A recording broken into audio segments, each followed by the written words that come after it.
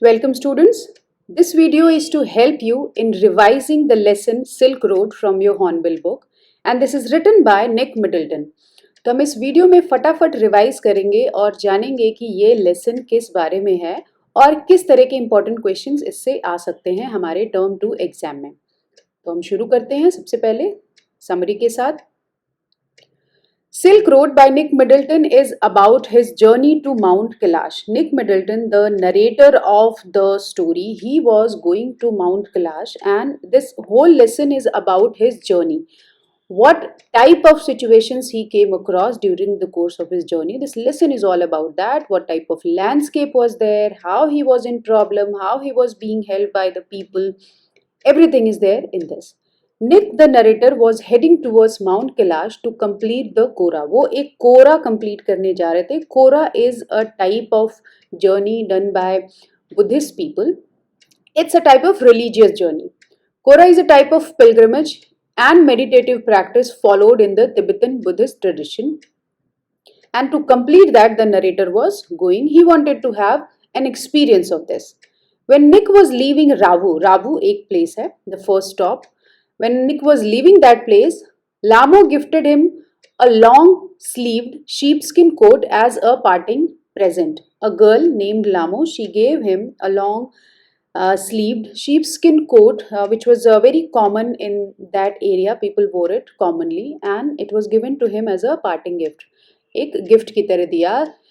Setan, Daniel and the narrator got in the car and took a shortcut to get off the Chantang. Chantang चलने के लिए ये तीन लोग, जो ये सेटान थे ये तो ड्राइवर थे and the guide as well of the narrator named Nick and Daniel was one more companion. They all boarded a car and they started going towards Changtang. Setan took the route that would take them directly towards Mount Kailash because this person was local and he knew all the shortcuts, so he took them to a route that was about to take them directly to Mount Kailash. During the journey, the scenery changed from vast open plains where only a few gazelles could be seen to grassy fields. Bar bar scenery change होती जा रही थी. Vast open planes में वो पहुंच गए mountains के बाद, जहां पे उन्होंने देखा ये कुछ माउंटेन के एनिमल्स होते हैं जो बहुत थोड़े से थे, जो वहां पे घास चर रहे थे. They reached to such a place. They saw a great herd of wild ass rushing towards them. They moved in tight formation in a very skillful way. These wild ass, जो जंगली गधे थे, वो ऐसे चल रहे थे जैसे कि किसी प्रॉपर फॉर्मेशन में चल रहे हो, वो ट्रेन हो. The trio saw nomads tending to their flocks. Trio here, the three people, Daniel, the narrator and the driver, Setan. These three people saw nomads tending to their flocks. वो अपने sheep को, flock of sheep या फिर goats, जो भी animals वो वहाँ पे चरा रहे थे. Nomads means people without homes, without permanent homes. उन्हें भी देखा. Sometimes people would stop and stare at the car and wave at them. Nomads' tents were usually guarded by a huge black dog called Tibetan Mastiff. So जो वहाँ पे लोग थे रास्ते में, वो कभी कभी रुक के इन लोगों को देखा भी करते थे और इन्हें वेव भी किया करते थे. One interesting thing was found by these three people there was that nomads' tents were usually guarded by a huge black dog called Tibetan Mastiffs. जो ये dog की एक breed होती है Tibetan Mastiff. They were guarding the tents of nomads. Setan had to sweep the car when the dogs sped directly towards it. जब वो Tibetan dogs ने हमें देखा, Tibetan Mastiffs ने हमें देखा, हमारी गाड़ी को देखा, तो वो भाग के हमारी तरफ आने लगे, as if they wanted to send us away. The narrator described these Tibetan Mastiffs as shaggy monsters that were blacker than the darkest night. वो बहुत ही काले थे, that dogs, और वो एक मॉन्स्टर की तरह नजर आ रहे थे. जो भी थे वो मॉन्स्टर्स की तरह नजर आ रहे थे वो डॉग्स. यहाँ से एक क्वेश्चन ये भी पूछा जाता है, who were Tibetan Mastiffs and what was their importance in Chinese imperial court? So here you will give answer. It is, Nick recalled that Tibetan Mastiffs were popular in China's imperial courts as hunting dogs. In ancient time, they were brought from Tibet as tribute. Okay, एक hunting dogs की तरह ये popular थे China के court में. Important बात ये है कि ये तिब्बत से लाए गए थे और ये एज अ गिफ्ट ये एम्परर्स को दिए जाते थे जब वो सिल्क की ट्रेडिंग हुआ करती थी। जैसा कि आपको पता है ये हमारा पूरा का पूरा लेसन किस पे बेस्ड है, सिल्क रोड पे ही बेस्ड है। तो जो सिल्क की ट्रेडिंग हुआ करती थी, सो ट्रेडिंग के साथ साथ जो बिजनेसमैन है वो ये डॉग्स ला के भी एम्परर्स को दिया करते थे। और क्योंकि ये डॉग्स बहुत ही स्ट्रांग और बहुत ही फेरोशियस हुआ करते थे, तो ये हंटिंग डॉग्स की तरह यूज किए जाते थे। As they moved on, the trio saw a snow-capped mountain and a river clogged with ice, obviously, as it is a common sight in hills. The turns became sharper and the ride bumpier. The mountain rocks were covered with patches of bright orange lichen. The turns became sharper and the ride bumpier. अब रास्ता जो है खराब होता जा रहा था. The mountain rocks were covered with patches of bright orange lichen. Lichen से covered थे, patches से covered थे. Lichen होता है जिसमें फंगाई और एल्गी एक साथ रहते हैं, उस एसोसिएशन को lichen कहा जाता है. The narrator, along with his companions, was at 5,210 meters above the sea level, but they had to stop because the road was covered with snow for about 15 meters. आगे का जो 15 meters का रास्ता था, पूरी की पूरी जो रोड है वो स्नो से covered थी. It was dangerous, not because of its depth. अपनी depth के कारण ये dangerous नहीं था. It was dangerous because the top layer was slippery. Their car wheel could skid. Daniel, Nick and Setan got down and flung dirt across the frozen surface. इसका एक solution होता है कि आप उतर के क्या करें, जो रास्ता है उस पे कुछ धूल फेंक दें. This enabled Setan to drive through the snow without much difficulty. Then comfortably they were able to drive. 10 minutes later, they stopped at another blockage, but Setan drove through the steep slopes and rocky pathways like an expert. As this person was a skilled driver and a local person as well, he helped them getting out of that problem. Nick's head began to throb at 5,400 meters above the sea level and he took a lot of water to help his ascent. जब हम height पे जाते हैं तो क्या होता है, oxygen कम होती जाती है, तो जो प्लेन्स में रहने वाले लोग हैं उन्हें बहुत ज़्यादा प्रॉब्लम्स शुरू हो जाती हैं. Same thing happened to Nick also. His head started throbbing because of lack of oxygen, and solution to this problem is drinking lots of water, and Nick did that. There was a landmark at 5,515 meters above the sea level. It was decorated with silk scarves and ragged prayer flags. That prayer flags which are very popular in Ladakh, these scarves and these prayer flags. Following the tradition, they took a round of the can. Nick's head stopped throbbing when they moved down the other side of the pass. Like when they were heading towards the mountains, Nick's head was throbbing. They completed their round and then they started descending. Then Nick's head stopped throbbing. They stopped for lunch and had noodles inside a canvas tent. The plateau was covered with a layer of salt, blackish lakes, vestiges of Tethys Ocean. यहाँ पे Tethys ocean के वेस्टिजेस पड़े हुए थे और salt की layer भी चढ़ी हुई थी, ब्लैकिश लेक्स थे. ये सभी चीज़ें वहाँ पे नरेटर को नज़र आ रही हैं. कहाँ पे, जहाँ पे इनका ग्रुप रुका हुआ था for lunch and they were having noodles inside a canvas tent. Nick and Setan bid Daniel farewell as he was going back to Lhasa. So now Daniel left them.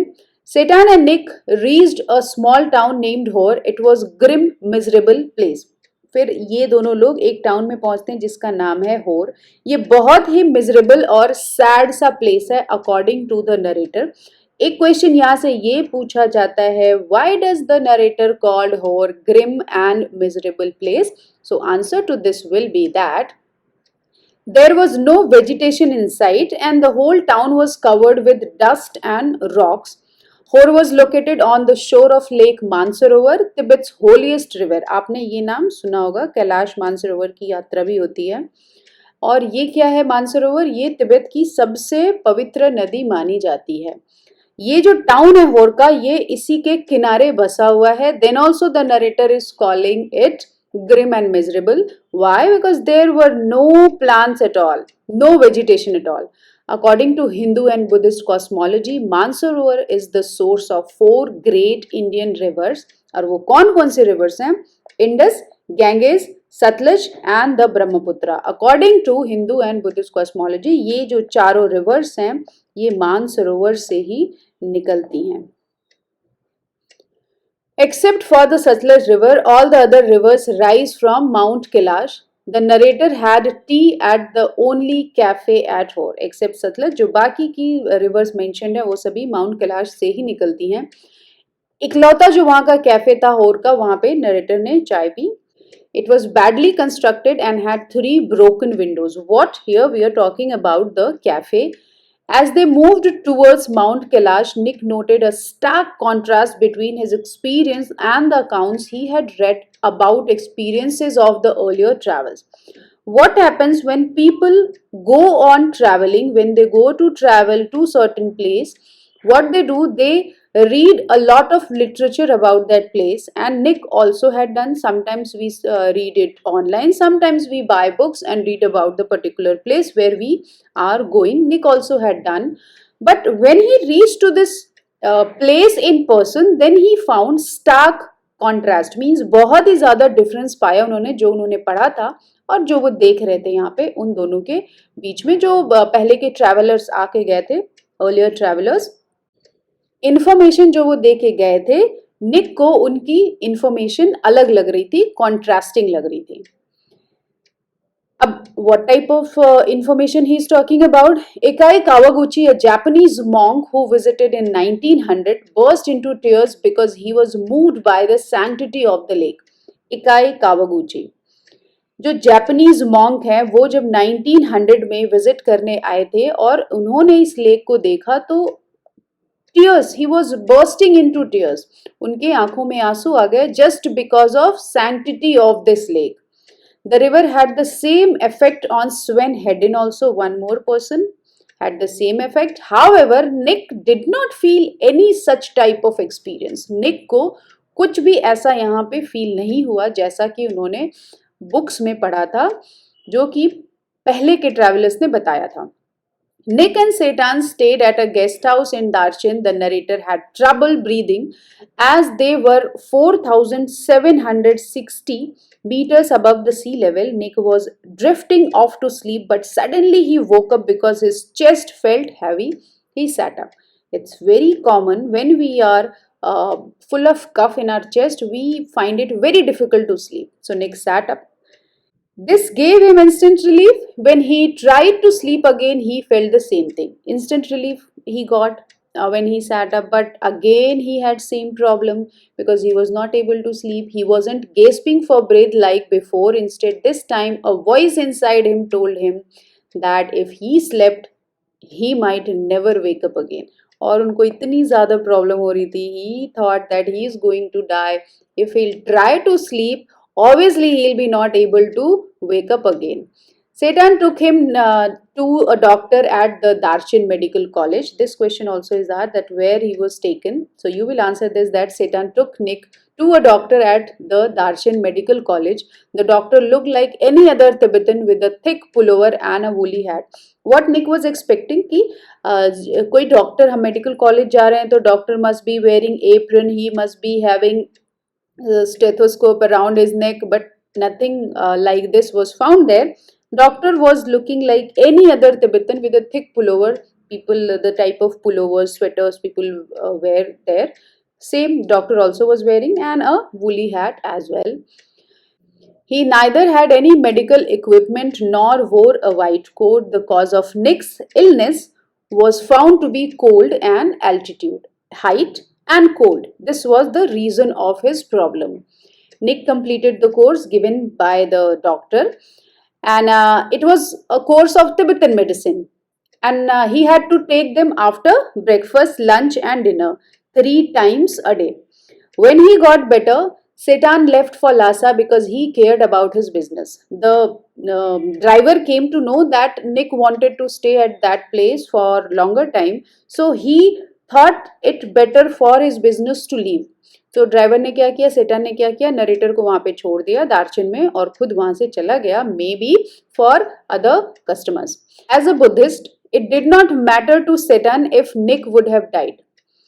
जो हमारा ड्राइवर है यहाँ पे सेटान, he was a Buddhist person. He was not bothered at all if Nick died because in Buddhism death is not considered to be end. But his death would have been bad for his business. उसके business के लिए बुरा होता क्योंकि एक तरह का धब्बा लग जाता that he was not able to take care of his customer. The narrator felt that the environment at Darchan was a relaxed one. Now, as he was feeling better also, so Abhi he was feeling relaxed. He was liking the atmosphere a bit. A major drawback was that there were no pilgrims. But the problem was that he had come there to see the pilgrims, to meet them, but there were no pilgrims. He had timed his arrival for the beginning of the season because he had heard that the town was filled with tourists. And this was the reason why he came in this season, because he wanted to see this thing, because he had heard that in this season what happens, the town was filled with tourists, lot of tourists come and the town gets crowded with them, but he did not find any pilgrims there. So because of this he was a bit upset. But after being in the place, he thought that he had reached too early. When he reached, then he concluded that if pilgrims have not reached yet, it means I have reached too early. Another problem was that he could not talk to anyone because of the lack of English speaking people in Darshan. So, this question also is asked that why was the narrator finding it difficult to communicate at Darshan? So, answer to this question will be that there were lesser people who could speak English, means he was not finding any person who could talk to him in English. So, he was a bit upset for this reason also. He was sitting in the only cafe in Darshan and having tea.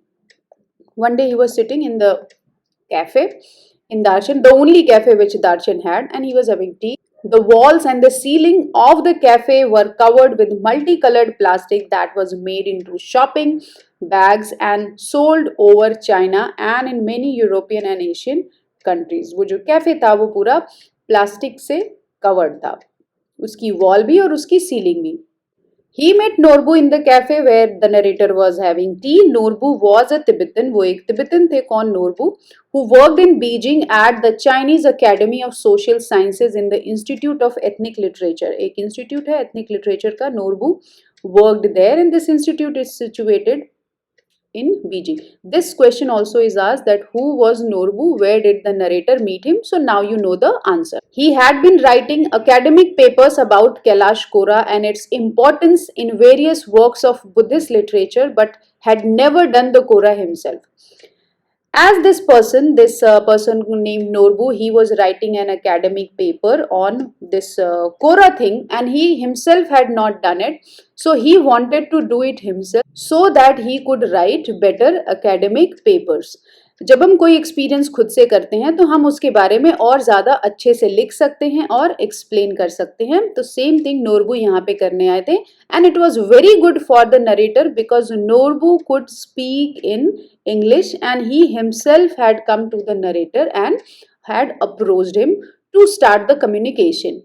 This is the reason for Norbu's visit. Norbu confessed that he was ill equipped for the pilgrimage. He kept telling Nick how fat he was and how hard that trek was going to be for him. Norbu said that I do not have all the equipments required for trekking.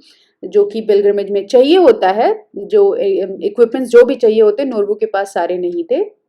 And he told Nick also that you look fat and the trekking is going to be really very difficult for you because for fat people it is difficult to climb mountain and do trekking. Though the narrator had planned on doing the Kora in the company of devout believers, he realized that Norbu was an ideal companion. Narrator had thought that I'll do this Kora in the company of the pilgrims who will come there, who are the devout believers. But now he realized that Norbu was an ideal person for this Kora because Norbu could speak in English also and Norbu could solve all his doubt also because वो local भी था, वो Tibetan भी था. So if any problem came across, he was there to help the narrator. They hired some yaks that would help them carrying their luggage through the arduous journey to Mount Kailash. उन्होंने कुछ yaks को hire किया जिससे कि उनका जो सामान था वो ढोया जा सके और वो अब ये difficult journey अपनी कर सके. Sometimes a question also is asked that This journey was very arduous. This journey to Mount Kailash was very arduous, means difficult. Explain. So in this you will be explaining all the difficult terrain, all the difficult landscape, whatever was coming, and how was the narrator able to manage with the help of that driver named Satan. You will be mentioning all these things in your long answer type question, and that you are supposed to answer in 120 to 150 words. That was all about this lesson. Thank you everybody for watching.